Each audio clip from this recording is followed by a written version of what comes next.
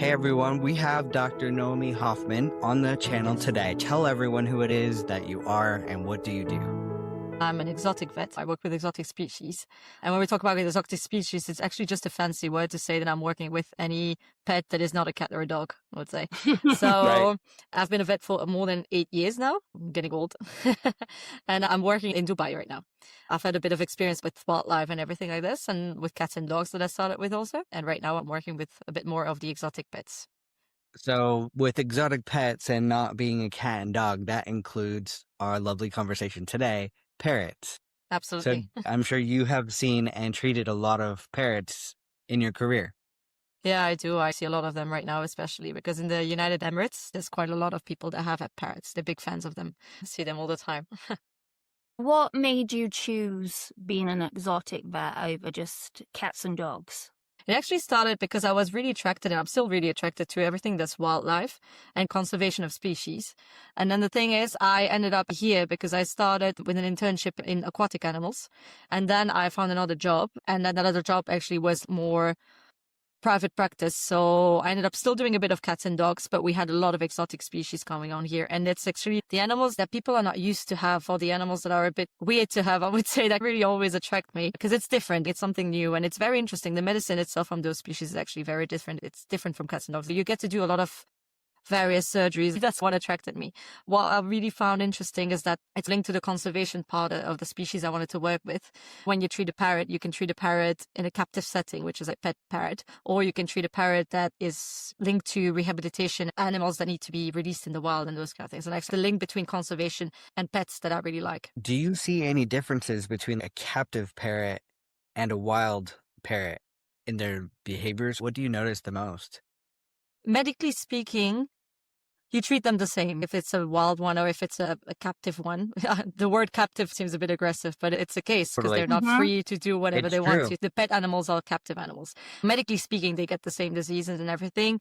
You might want to pay attention to some more of the infectious diseases that the wild ones would get. But when it comes to the pet ones are usually the big issues that we see happening is the husbandry issues. It's people not necessarily being aware of how they have to feed them, how to take care of them.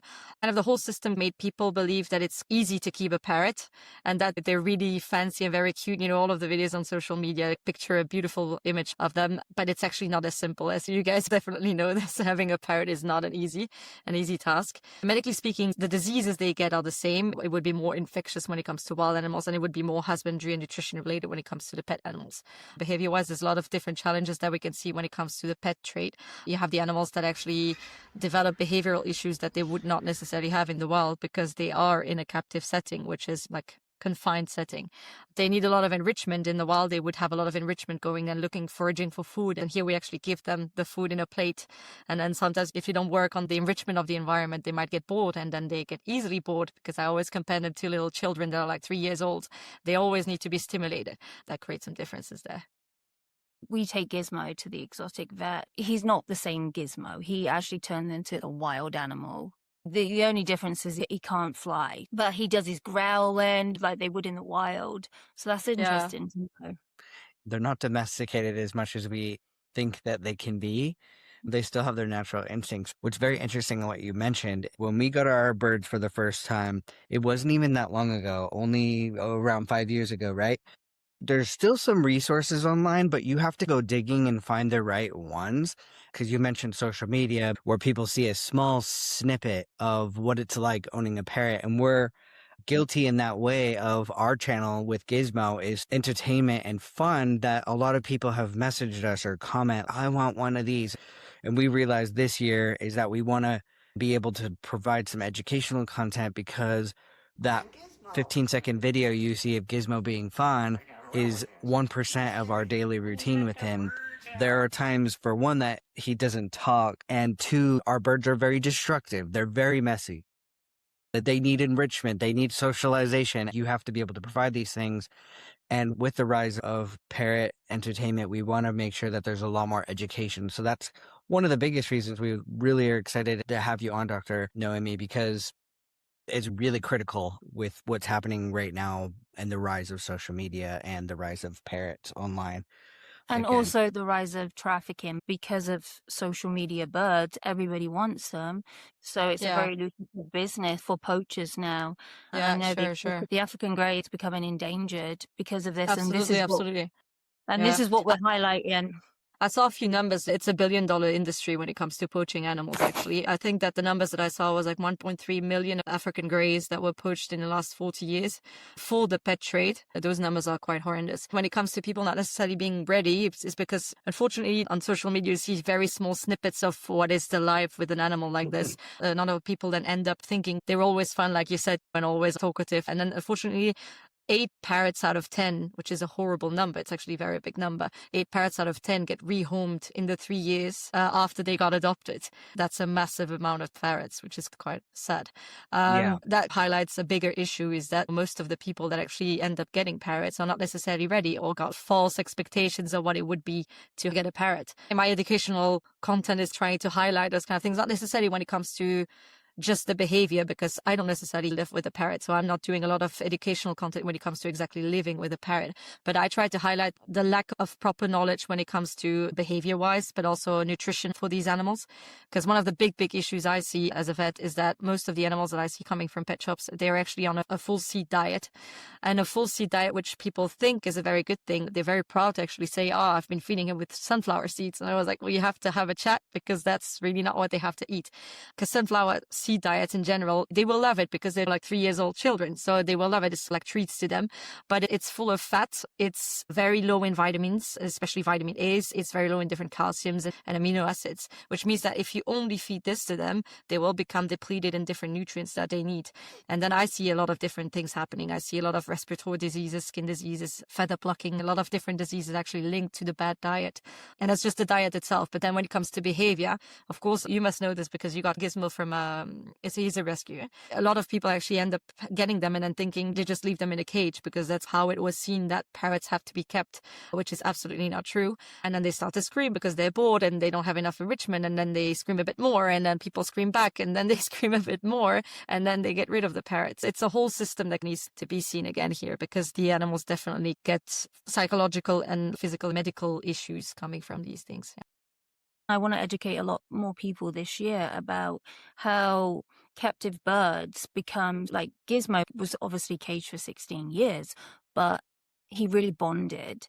And if Yeah. I was to have taken him and he bonded with me, and then I'm like, well, he doesn't actually fit in my lifestyle, he's making my house messy, he's just not working out, and I surrender him to somebody else, that's a lot of psychological damage that's causing these poor parrots. And people don't understand their intelligence and how bonded they actually do get, and they see you as their flock. It's just something that I think needs to be talked about more. Mm-hmm. Yeah, definitely. I actually like when I see on social media a bit of content that shows how messy they are, the fact that they poop everywhere, the fact that when they eat and they throw a lot of food everywhere, that they can be very destructive. That's just how they are. In the wild, they will forage for food. They will destroy a lot of different things. That's really their natural behavior. So that's nothing that you can change. The screaming, it's a natural vocalization. You cannot stop a parrot from screaming. But then the more you cage them, the more they get bored, the more they will scream. And then you get into a very negative cycle that people have a lot of difficulties getting out. It is an issue. And you also can't stop a parrot from biting, no matter how much Sure. they love you. I think that's a number one thing. Soon as a parrot bites you, Yeah. that's when people become scared and hesitant to hold them again, or if they bite the partner or the child. We've seen so many people give them up because they've taken a bite. Like Gizmo really bit me because he was hormonal. Thankfully, I've learned and I've researched and I know this, and I'm not scared of him. It's the same as a child. They will lash out if they're upset and they can't. Yeah, absolutely. There are definitely things that people need to understand. They're wild creatures and they will bite. My little conure attacks me all the time, even though me and her are very bonded, but she still has her hormonal moments, or I made her mad because I looked at her wrong. That happens a lot. I'll just look at her and she'll just be like, "Oh, not today, Dad," and just take a bite out of my neck. Conures But, are so cheeky. I love them. one of the cheekiest birds Yeah. I've ever. When we take her out and people are like, oh my gosh, she's so beautiful, she's so sweet because she's just snuggled up. We're like, we do not recommend this bird. We do not recommend it. We had no education. If we would have known, we would have never. She's a Gen Day Yeah. Connie. So she's a loud girl. She's a feisty girl. But funny story, we took her to the Parrot Palooza. Bird was just the life of the party because she was just on everybody being so sweet to everybody. So they're like, she's the best bird ever. But at home, She was pretending. Oh, yeah, she was. She was like, I'm going to Bipolar. make... Yeah, But lately, some owners coming in the clinic and they just bought a sun conure this time. Sun conure kept screaming in consult. I was actually laughing because I know how they are. Then they actually laughed a bit back, but like a nervous laugh. And they were like, yeah, maybe we should have researched this a bit more before taking it. I was like, yeah, but now you have it. So there you go. Exactly. Yeah, my number one thing I always say to her is, it's a good job I love you. Yeah. It's a good job I love you, because she is difficult. Yep. Yeah, for sure. When we weren't educated on parrots, she was our first parrot that we got in a pet store. We didn't know any different. We were like, cute bird, let's take one home, just like a mass majority of the people out there. But circling back to sea junkies, when we got her, she was obviously in the pet store for a while because these birds are so expensive that they don't just go quickly. They sit in the pet store for quite a while. Yeah. They've told us they've had birds for a year, year and a half, 2 years that are living in these cages in a pet store. But she was on a seed diet because they were just something cheap and easy to feed. Still to this day have issues with her seed junkie behaviors. If a bird is a seed junkie, what are some of the steps that somebody can take to help move their bird into a more healthy diet? Because she will literally try and starve herself. Yeah. We're at the point now where she will eat other stuff, but it's taken us a good while. There's multiple things that you can do to try to convert a sea junkie to a good diet. The most stubborn birds, it's not necessarily just stubborn, but basically they have been growing up with those seeds as their only food. They only recognize seeds as food. So often when you give them different things, they might actually be like, no, what is this? I have no idea what this is. And they might not want to touch it. You know, it's kind of like a child again. It'll eat your broccoli and they're like, no, I don't want my broccoli. You have to make them understand that this is interesting food. When it comes to different tastes, they might not be used to different tastes. So the idea is to try to chop up everything you can and progressively introduce it and mix it with the seeds. The idea with a bird is never to completely go off seed and then give something else, because some people say, oh, when they'll be hungry, they will eat, which is not necessarily the case. And when it comes to birds, if you compare it to other different animals like cats and dogs, well, cats is another thing, but dogs, for example, dogs can stay a week without eating, without it impacting their body too much. A bird, after 2 days without eating, can die. They have a very high metabolism, so they need energy all the time. This is definitely not a good technique of just trying to get them off the seeds and saying they will eat whenever they're hungry, because they actually don't have that time to get to the point where they will get hungry and they want to eat. The idea is actually to chop and mix different foods that you can try. If they're very interested in different fruits, you can try to start with different types of fruits. Usually they tend to like the fruits because it's very high in sugar, which is not something that you want them on long term, but if it helps to transition, it's a good idea. With the good pellets that you can buy, you can actually crush these ones and actually mix them in the different seeds so that they can get used to the different tastes. If they like different fruits, like bananas or something, you can actually crush a bit of banana with the different seeds and then try to get them used to those kind of things. Now, the thing with parrots is, again, like children, they like different forms. So you might actually try one certain type of food, but try to make it into different forms. So mashed or chopped in big pieces, chopped in smaller pieces, that might actually intrigue them a bit more. And then you see what they like and you go from there. Now, one other tip that I tend to give to people is to try to sprout seeds. Sprouting seeds is actually, you make them into tiny plants. You add some water in there. You need to pay attention that they don't mold, because that's another risk for them. You want to transform them into little plants, because when that happens, they still get the familiar shape of the seed and still know what they're eating, but actually the nutrients change. It becomes a bit lower in fat. There's more vitamins. It becomes more interesting when it comes to the nutrients that they can get. And then little by little, they might start to become used to seeing a bit of veggies in there because it's like a tiny plant. And then you might try to change them into other foods. Last thing that I recommend, it might sound very silly, but it's actually, especially if your animal is bonded with you, is to pretend that you are eating it and that you really, really enjoy it.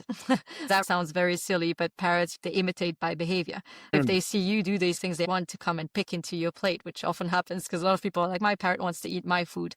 And this is actually a good trick. If you have a second parrot, then it might make it easier at some point, maybe if they're bonded or if they're interested in each other, because they might see what the other parrot is eating, and then they might actually want to go and just out of the principle of eating what the other one is eating. It might take weeks or it might take months, or even the worst ones, I would say sometimes years, to get them off it, because it's really something they have been used to from birth in the pet shops, let's say. It's like us. If somebody enjoys sugar, it's very difficult for even a human, even though we know the psychological damages that potentially Absolutely. that diet can cause, we still go after it. So imagine a bird, we can't explain to them the reasons. They're just like, no, give me my junk food. Yeah, Yeah, absolutely. But these are really good tips that some of these we absolutely. haven't really even tried. The plate thing is really good because when we're eating, our Jende Conure will come down. She wants Always. to eat our food. Always. So that's a really good point. I'm going to try that. And she Try won't, this, tell me. yeah, Yes. she doesn't always eat it, but she wants to bite bits Taste, off, just and have a bite, throw yeah. it Yeah. round, but Yeah. she's still experimenting. So yeah, that's amazing advice. And sometimes Yeah, I it's don't true. know if this is good behavioral trick or not, but how I've gotten her to taste some pellets in the past when I'm trying to introduce her is if I hand it to her myself, then she'll definitely go for it and eat it. I try to get her familiar with the taste, but I'm not sure if that's a bad behavior or not that I'm hand feeding As her. long as it's been a positive reinforcement way. I don't know if you're familiar with positive reinforcement. It's basically the idea of trying to reinforce a behavior that you want to see happen. For example, you have a parrot screaming and then you give them a treat. You will actually reinforce the fact that they're screaming because they will associate the screaming with I get a treat. So they will do it a bit more. If she's interested, yeah, for sure. Giving like little pellets like this. There's a study that came out on African craze. They showed that if you gave food on a plate or if you gave food in a setup that the parrot had to work for, like puzzles or shredded paper and they have to look for the pellets inside or something, they're actually usually more interested in trying to get the food that they have to work for. It's like us when you get money. If somebody just gives it to you, well, it's always nice to get money. But if somebody just gives it to you, it's one type of way of getting it. But if you have to work for something and then you get rewarded for it, you tend to like it and be very proud of what you've got. That's also sometimes you try. You can place in the little puzzles or making them work for it and then they get the pellets.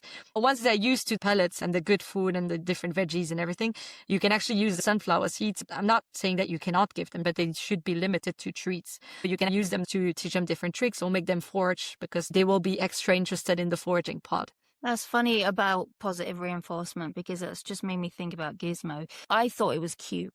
When I make food for our family, Gizmo has this bell and he aggressively rang it because he wants it too. Yeah. I used to give it him. And Yeah. now it's got to the point where he's hanging up and he's like smashing it. And I've stopped doing it now. But that's another thing I didn't realize. I was rewarding that behavior. Yeah. So that's actually negative that's really reinforcement. good to know. Yeah. Really Yeah, good to know. that's the problem when it comes to the screaming and everything. A lot of people ask me, my parrot is screaming, what should I do? And then I ask them, what do you do when they scream? And then they tell me, oh yeah, I go to the parrot, I give him pets, I go to him, I speak to him, I give him a treat. I was like, this is the worst thing you can ever do. When they get used to this kind of things, it's really complicated to get them out of that behavior, but you have to wait. They will scream. You have to wait until they're calm for a few seconds initially, if they scream constantly. And then when they're calm for those few seconds, then you go to them and then you eventually give them a treat or you reward them. And then you go away again. You actually have to work on this every day and every week and every month.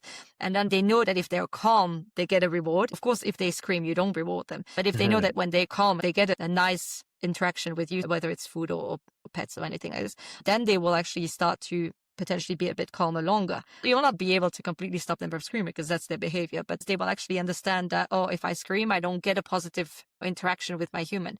But it might take a long time and you have to really be consistent with it. If you miss one step and then you end up rewarding by accident when your parrot screams, you might have to start again from scratch. So it can be very complicated. You have to really wait for them to really be calm. Is there something recommended that you can do? Because our Jende will do that. Sometimes when we're working, when we can't have her out because she can obviously fly and we're working. Is there something else you can do or do you just ignore the behavior completely? You have to ignore if she's in the cage and everything. Of course, you have to try to make the cage as enriched as you can so that she doesn't get bored, so that she doesn't get to that point. Initially, you have to ignore. Then if she's calm for a few seconds, of course, when you're working, it's very complicated. But if you have a bit of time at some point, you have to spend a bit of time in the training of that process, which means that if at some point she is calm, you have to yourself go to her and then be like, good girl or something. And then you reward her with anything you have. And then afterwards you go away again. If she really likes to come out of the cage and then be free flying, that can also be the reward. Should not only be the reward because definitely they have to come out of the cages and everything, but they have to understand that they get something very positive out of it. And if they always do a negative behavior, they won't necessarily get a positive interaction with you out of it. our birds are they're very free. It's Yeah. only when we have something important, a call or something, because they do poop on you quite Absolutely. often. When we go out, we'll be like, poop check. Yeah. Yeah. And I'm just like, oh, that's a dry one. I'll just scratch that off. Bit of water, it's fine. Yeah, Yeah, we're exactly. just like, oh, I mean, yeah, bird owners listening will be like, yep, that's get that, relatable. get that. There's been a couple of times where we've gone out and we haven't done the poop check. Oh my And gosh. we're just like, we get home and we're like, oh my God. I'm like, Yeah. really? I had one there the whole time, but hey, Yeah. it's fine. It's Yeah. fine. It is what it is. It's part of it. And speaking of our parrots, they're our family. And I think people listening are looking for more resources. And being a family member, health and wellness is really such an essential part of who they are. So I wanted to ask you, what is one of the number one preventable health issues that you see in parrots? It really is the seed diet one. That's really a big one. Another thing, I tend to see quite a lot of birds that have the wings clipped. People not necessarily ready to get birds, or their environment is not adapted to the birds. I get a lot of the explanations that they have fans, or the house is not secured and they might get out. So they end up actually clipping the wings quite often. That also leads to different health issues that I see. Because they tell me, I'm scared of them getting out of the house, which I 100% can understand. But the thing is, you have to work on your environment and try to secure it as much as you can, because removing a natural ability of an animal to express their natural behavior or their physiology actually leads to issues. So when it comes to the wing clipping, for example, I see quite a lot of birds coming in with crashed keel bones because they can't fly well and then they tend to crash on the ground. Right. I've seen quite a lot of different parrots. When they have the wing clipped, there's a study that just came out now and actually proves that parrots that have wings clipped, they tend to develop 4 times more plucking behavior than parrots that do have all of their feathers. They actually lose muscles because they don't fly anymore, so they lose their pectoral muscles. And then they tend to be prone to obesity and they can develop heart disease from these kind of things. So there's quite a lot of different things that are linked to this. Another one I would say is an egg binding issue. It's again linked to the nutrition, because if you have an unbalanced diet, low in calcium, when your animal tends to lay eggs, it uses a lot of calcium to create the shell of the egg. And then the problem is also husbandry related, because we live with the lights on. They are in bed as they should be, like children again. They have to have their nights of sleep. If the light is on for too long for them, they tend to be confused and think that it's a breeding season, because when the days become longer, it becomes breeding season for them. So some of these birds want to lay a lot of eggs, and then they use a lot of this calcium that they don't necessarily have because of the diet that's not adapted. And then, long story short, they end up actually having eggs that stay stuck inside of them. And worst case scenario, you have to do surgery to get them out, and they can die from those kind of things. So that's a quite common thing that I see. Wow. Mm. Going back to the clipped wings as well, when we got our Konya, she had her wings clipped. We hated seeing her not being able to fly. It took a long time for them to grow back. Yeah, they have to And molt I don't completely. think people understand that. Flying to them, it has so many health benefits. And when you have a Absolutely. child and your child starts toddling, we don't tie their legs up because they might fall down the stairs. We don't break their legs. We baby-proof our houses. I Yeah. think that's what people need to understand, is that there's so much more health benefits to them not having their wings clipped. Yeah. It does scare us because she can still get spooked and she can still fly and hurt herself sometimes. But it also saves her from a lot of things as well. I can just see it on her face how much she loves flying. She does crazy laps around the house and she has so much fun, and she's a very good flyer. She does all these crazy tricks, sometimes flies right between us really fast. And I could never imagine taking that from her because she really enjoys that. She's a bird. I think a lot of people have thought, I would love to be a bird one day because of that ability. And imagine being a bird and then not having that ability. We find with our community, we actually don't discuss this that much because it can bring in so much hate and argument. Absolutely. It's one How of about those this? things that there's 50% that is, you must clip their wings, it's safe for them, and 50% of them are like, no way. That's why we don't discuss it, and I wish we could, because it just makes our community argue. It's very virulent. I've had some hate on social media. Um, I posted actually a post about the fact that it's not as harmless as you think, clipping wings. The clipping itself is not painful because there's no nerves. It's like clipping your hair. But now there's more and more research that actually shows that behavioral wise and then physically, there's a lot of things that lead to health issues in these animals and behavioral issues when linked to wing clipping. Have you ever heard of the 5 freedoms for the animals? the 5 freedoms. Now, there's a consensus that exists when it comes to animal behavior and animal well-being, is that you want an animal to have 5 freedoms: freedom of hunger and thirst, freedom of fear, free from any pain or injury or distress, free from any discomfort that they might have. They need to be able to go and hide themselves if they want to. This is the recommendation of discomfort. And the last freedom is you want them to have the freedom to express their natural behavior. When it comes to wing clipping parrots, you actually remove that natural behavior. Some people might argue that you don't necessarily remove their whole ability to fly because you still want them to be able to glide. That really depends on how you clip, first of all.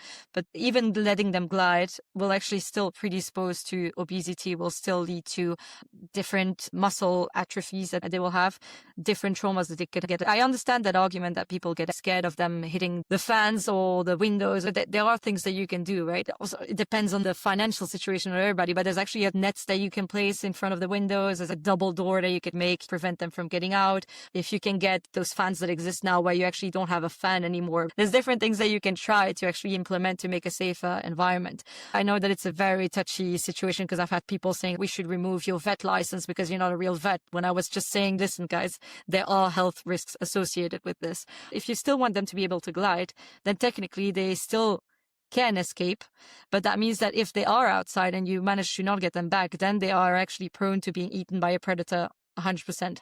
You remove that last percentage of strength they might have and ability to actually get away from predators. So that's another risk to keep in mind. On Facebook Marketplace, somebody mentioned that they found a bird that was lost. They saw them flying around. They couldn't capture it. So we went out and tried to find it, and we were able to capture it because its wing was clipped. In our area, we have a lot of predators. We have bobcats, we have coyotes, we have hawks, we have all kinds of stuff. And just it was cats. very, A lot of people think exotic, but just cats. Exactly. Cats, dogs, so many things. Without its wing, that's why we were able to catch it, is because it couldn't go far. It was exhausted. It was exhausted. Yeah. It couldn't go far. And then on the flip side, our bird, our conure, she went outside. She's very recall trained. She would normally come back to us, but it was the time where the magpies and crows were being very protective. Instantaneously, as she flew out, she would normally fly back, but the crows just chased her. It was really scary. We were able to find her a little over 24 hours later. We were able to track her down. But because of her strong ability to fly, she was able to outfly those predators that are chasing her and be able to migrate to different locations to find safety.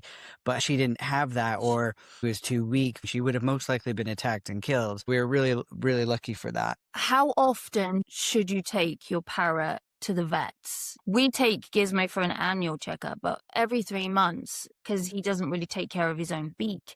We have to get his beak done and we have to get his nails done. But what is the recommended time? If your animal is healthy, I recommend a yearly exam, because the problem is that these guys, they are prey animals. They tend to be super good at hiding symptoms. And actually, they're very, very good. Even for us, it's sometimes really tricky. You know, like a bird that's lethargic, that might be anything ranging from just a bacterial infection to, worst case, a cancer or an egg binding, or anything of these cases could lead to lethargy. And then usually people arrive and they're like, oh, my bird is off, or is a bit more tired than usual, or is just not eating. All of these symptoms actually indicate anything in a bird. An annual exam is really a good thing to start with.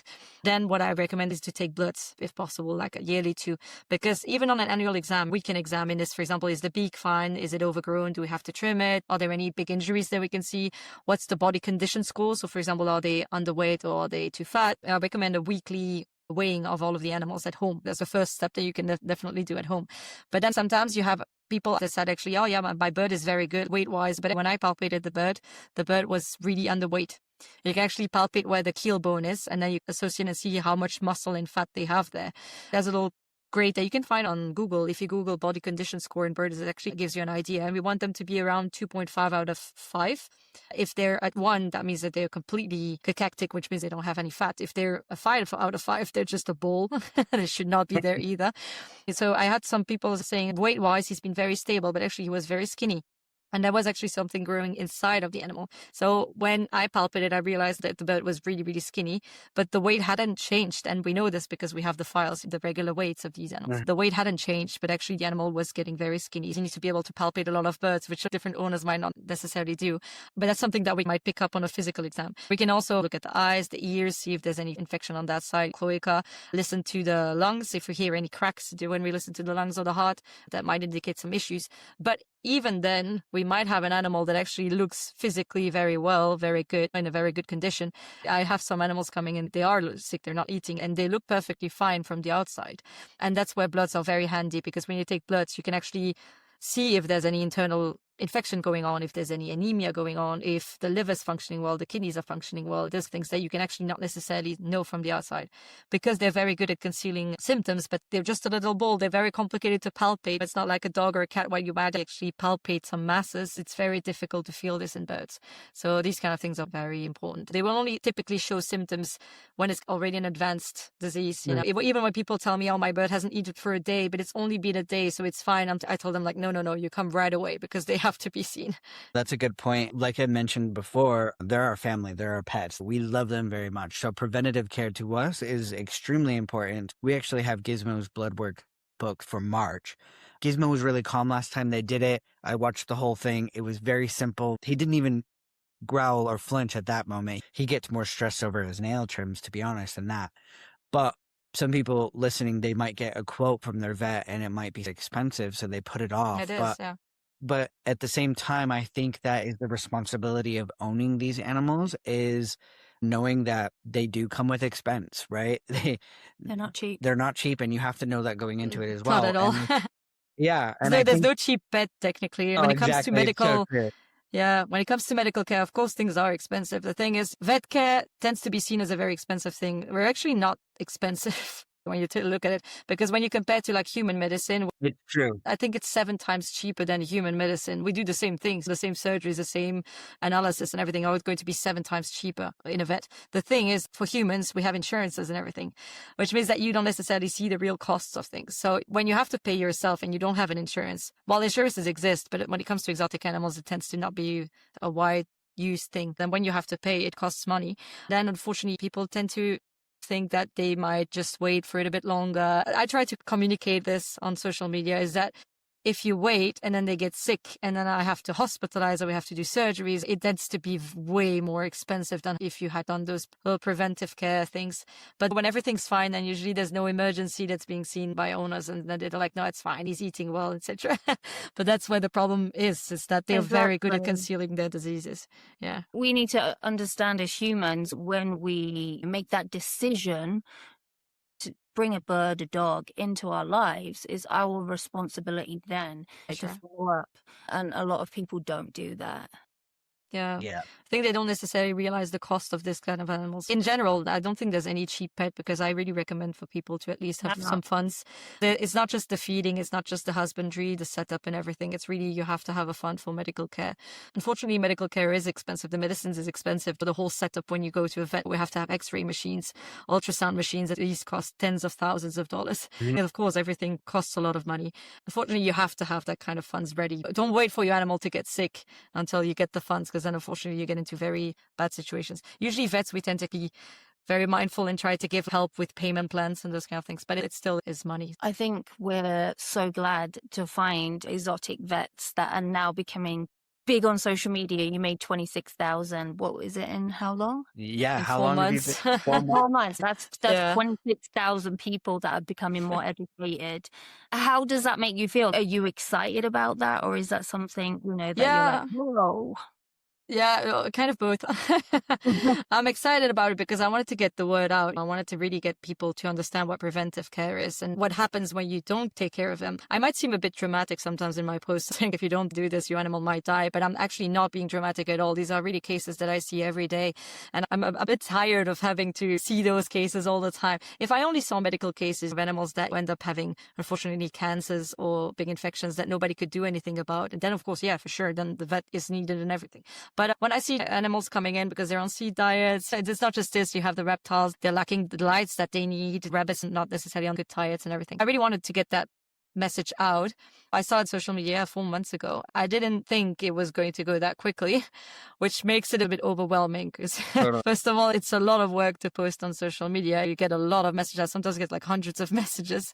It's very complicated to go back to everybody. I try to, but it's complicated. It is very overwhelming but interesting at the same time. It gives me a bit of hope of seeing that people are interested in trying to get good information out there. It makes me hopeful that there might actually be more people joining and that the word might spread a bit more. The thing is, on social media, you might find very interesting resources. You might unfortunately also find less interesting resources of people that don't necessarily know how to take care of these animals and that will be very loud and very vocal about it. I feel that now is a time that people that actually know about different things should get out there and be vocal. Of course, you get some backlash, which I already got on different posts.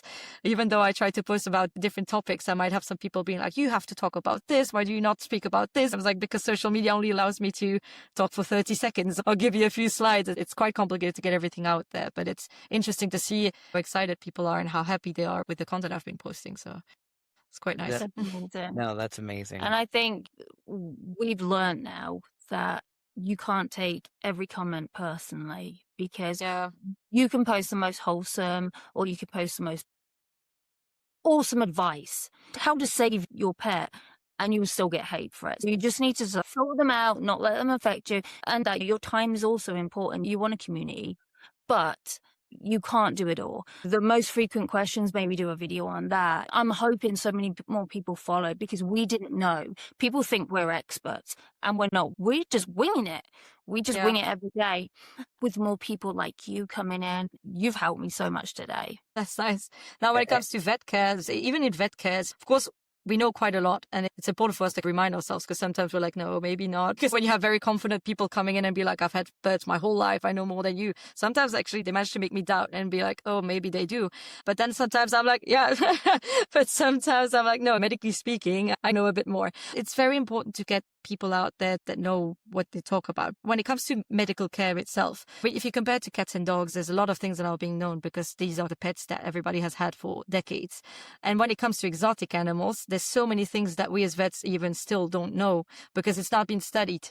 So when it comes even to the medications, we usually use medications that we already use in cats and dogs because that's the available ones that have been produced by pharmaceuticals. So the thing is, sometimes we try to extrapolate because we might be like, okay, that one worked in a cat or dog, so we don't have the studies on a bird or on that specific bird because a bird, there's so many species of birds. So an African grey might not react to medication the same way a sun conure might. Sometimes we're like, okay, that worked in an African grey, let's do that again in a sun conure because we don't have any studies, so we technically have to try to do something at some point. And then it might work or it might also not necessarily work. And when I say not work, it's not necessarily something detrimental. For example, there's anti-inflammatories that work very well that we use in different parrots. And then we realize that in some other species, they might actually not have any effect at all.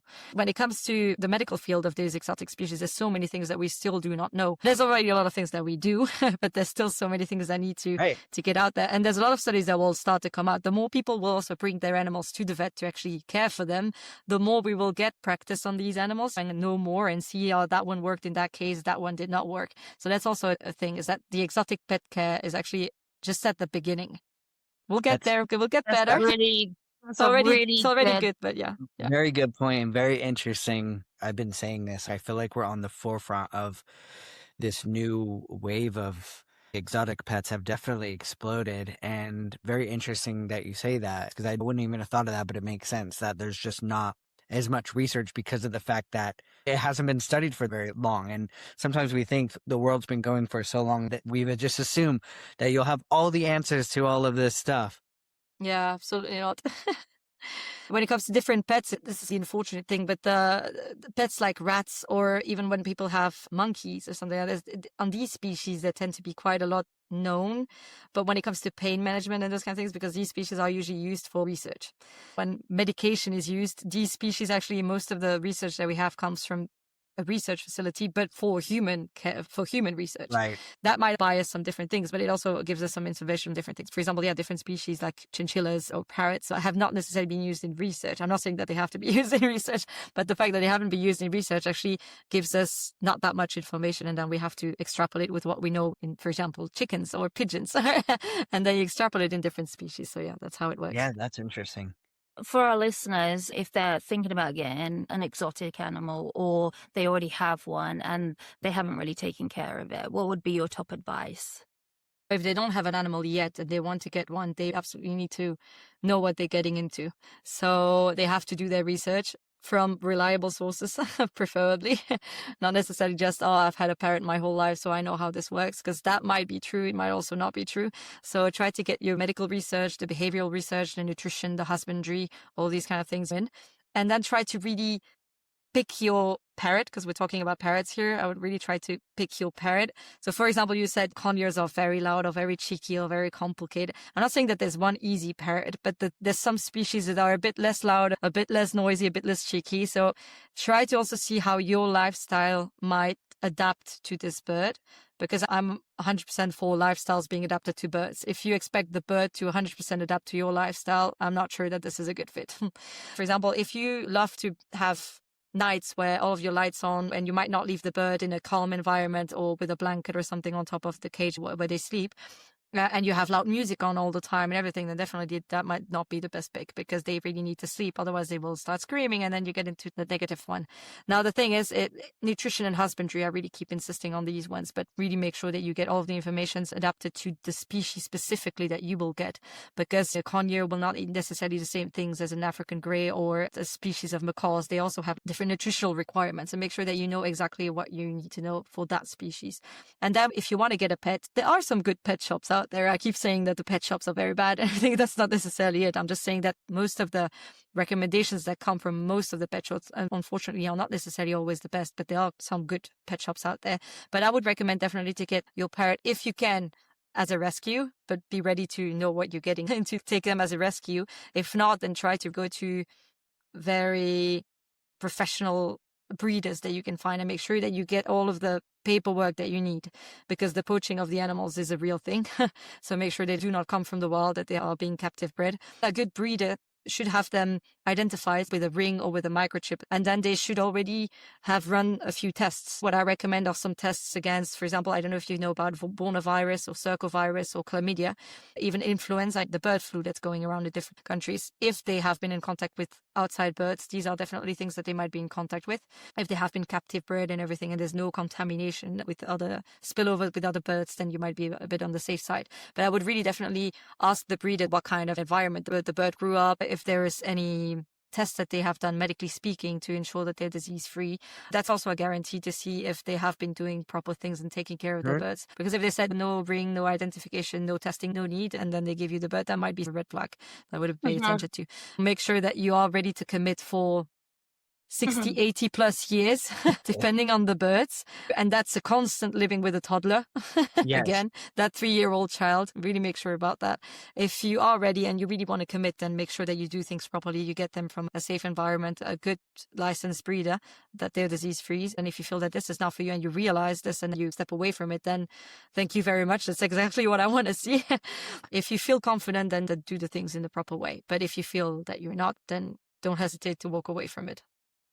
Love that. You have resources on your link tree Yeah. that people can download and find. Can you tell people how they can find you online for more education and more information? I'm on Instagram. I'm way more active on Instagram. I created the same account on TikTok and the same one on Facebook, but I'm way more active when it comes to Instagram. It's Dr. Noémie Exotics Vet. That's the name that I have right now. They can get in touch with me in my link tree. I have some resources that they can get. They can always try to get in touch with me and try to.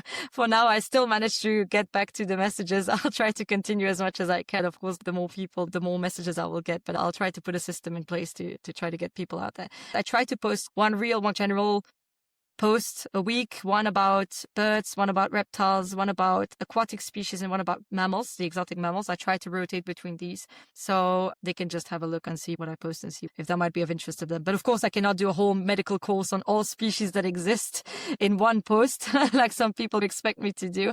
So they have to be patient. They have to give me a bit of time to get there. Exactly. And for anybody listening or watching, we'll have all your contact details in the show notes to go check out. I think that this was a really good conversation. And it just goes to show like how much care goes into exotic animals.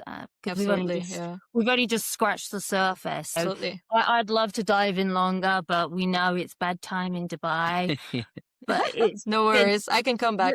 Yeah. we would love Yeah, that. we might have to bring We you might back, have to, because there's so much more I would love to just dive into. And I found myself sitting here going, oh my gosh, it just makes me want to be a better bird carer. That's great. That's great. That's all we want, Yeah. right? And the goal of our podcast, and I'm sure your content, is if we could help one person be a better parrot carer, or be able to maybe save their bird's life because they made a change earlier and they get a more fulfilling life while they're in captivity, as much as we don't like that, then we did our job here today. Absolutely. Yeah. You know, And that one so person might spread the word to another one and another one, and we might not exactly, even know how that works. Yeah. exactly. So thank you very much for your time. And anybody listening, please share this episode with whoever might need to hear this, because there is some extremely good, valuable information in here. But Dr. Noémie, thank you so much for your time today, and we really Thank you for appreciate it. having me. Thank you. Thank you for watching. And huge thank you to Dr. Noémie Hoffman for being on the episode today. Please like this video and subscribe to our channel. Your share means the world to us, because this channel is all about parrot advocacy and giving our birds the most fulfilling life. Next week, we talk with Robin from Parrot SOS, and we talk about parrot behaviors and positive reinforcement. We'll see you on the next episode. Woo!